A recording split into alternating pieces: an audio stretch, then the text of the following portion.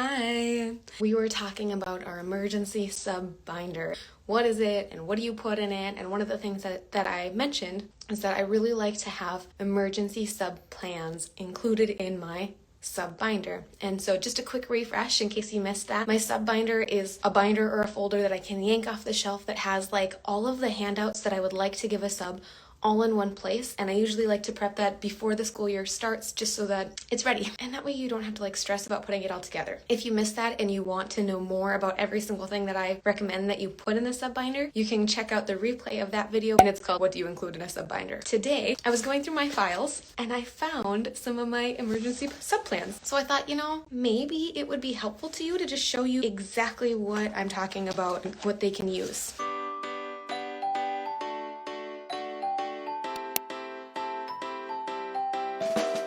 Of course, as always, if you have any questions, you can drop them below. Example 1. This pink sheet is from Look, I Can Talk, like the workbook from TPRS Books, and it's just a one-page reading, and it's really, really simple. It's from very early in their book, and I have copies for them, but this was just like, so that way that person didn't have to like go find those books and share them with you know what I mean? Like just trying to make sure that this is as simple as possible for the sub.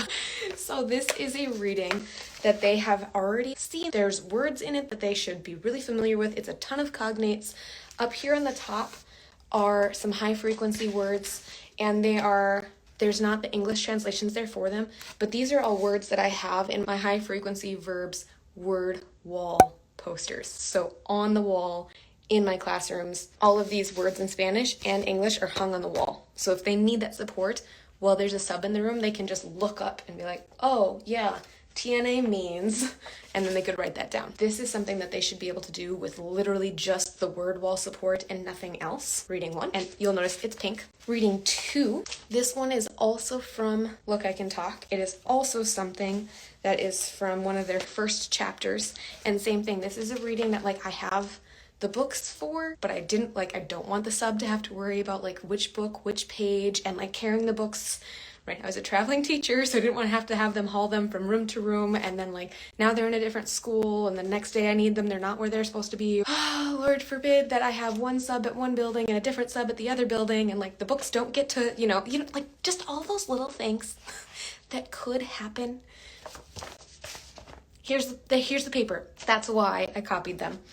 And same thing. There's some words up here to support them, but they're words that, I would have on the wall, or words that, I would maybe write. And it's a story that students have experienced early in the school year. So after, the first few weeks of school, they're going to be able to handle this. Reading number 3. This one is not from the Look, I Can Talk books. It is from Revista Literal. If you're not familiar with it, it is a free publication from Martina Beck's and team. What it is it's stories written by students who then submit it to the website, and they like compile them all into these downloads, which are, first of all, amazing. So you can use them for so many things, but they're one of my favorite go-to places for readings like this, for subplans. So on all of them, they make a glossary. So this black bar is an alphabetized glossary of things that they might encounter in this reading that the students might need help with. So you have a couple options, right? You could print and prep a couple of reading selections ahead of time and give them all to your sub, and have your sub give them all to your students and tell them pick pink, yellow, or green, and now you've built in some choice. That's really a nice option because then the students have a little bit of flexibility. Or, you could just say, hey, sub, grab the green pile, grab the white pile. We'll get into this in a second. And students will do the two of them. So there were some of the readings that I have handy, but I also wanted to show you what do the students do with the readings. So I've done a couple lives over the summer that were some of my favorite reading activities that you can do with any reading, anytime. They could do them alone. There's some that are partners. There's some that are small groups. There's some that are whole class. I've shared a ton of reading activities over the summer. This packet is literally just a bunch of those in a packet. It looks pretty and fancy and like official, but it's really just a bunch of reading activities that you could do with any reading put into one place, and it's a sub-plan. So I'm just going to share with you what is in that packet, so that way if you are like, hey, I want a packet like that, here you go. This is what you can do. First step, read the thing. Then they go through it and they count how many cognates they can find. And there's a reminder of like, hey, if you forgot, this is what a cognate is. And then I tell them, how many different cognates did you find in the reading? And they're supposed to write it. And then down here, they record them. So if they saw, I don't know, officina in my brain is a cognate. So if they saw that, they would write officina and then write what they think it means in English. And they would do that for every word that they thought was a cognate in the reading. That's part one. Part two is they write at least 10 sentences from the reading with the English translation below it. And then if they don't know what a word means, they're going to circle it and just say, I guessed. You know, they tried. Each one, like one, they'd write the Spanish, and then right underneath it, there's another line. That's where they translate it, right? All the way down. That's the first page of the packet. Page 2. This is activity 3. They write a new version of the story by changing at least 5 details from the original story. And I said, like, your version can be shorter, it could be longer, you're writing it in Spanish. This is something that we play with sometimes in my classes, so this isn't like the first time they've ever seen that. They are experienced with this. So like this one, this story is, the problem in the story is that like the person, the main character, wants chocolate and there isn't any chocolate. And we have done variations of this story where students are like, okay, well, I want chocolate, but there's pizza, but I don't want pizza, I want chocolate. And so they are comfortable enough with swapping out words where they could write a new story. I want AirPods. Earpods? AirPods. Wow. Brain moment. So they could write a version of the story that's like, I want AirPods. I don't want, I don't know, a Zune. They probably don't even know what Zunes are. I just dated myself. Do you guys even know what a Zune is?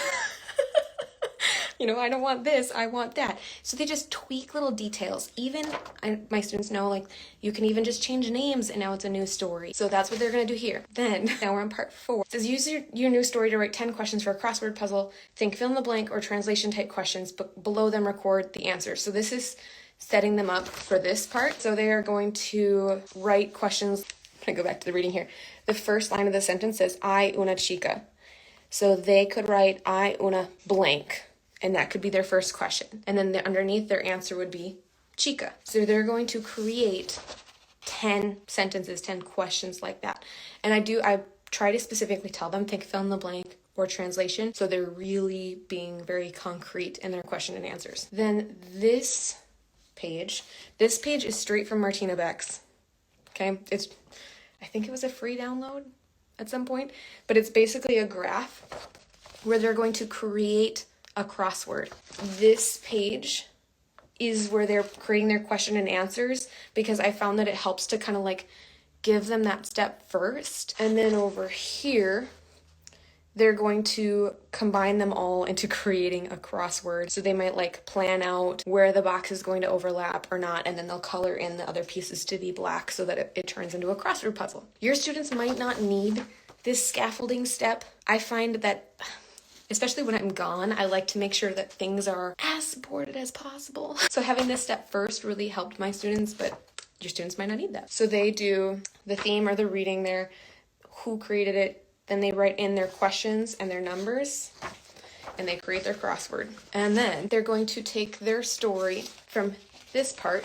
So if you remember, step 3 was them writing their own version of the story. Then they're going to illustrate the story that they wrote, like based on the tweaks that they made in this little storyboard. And then the last thing is, if you have any time left over, it's kind of a built-in fast finisher, it's a built-in sponge, and we're trying to make things as easy for the step as possible.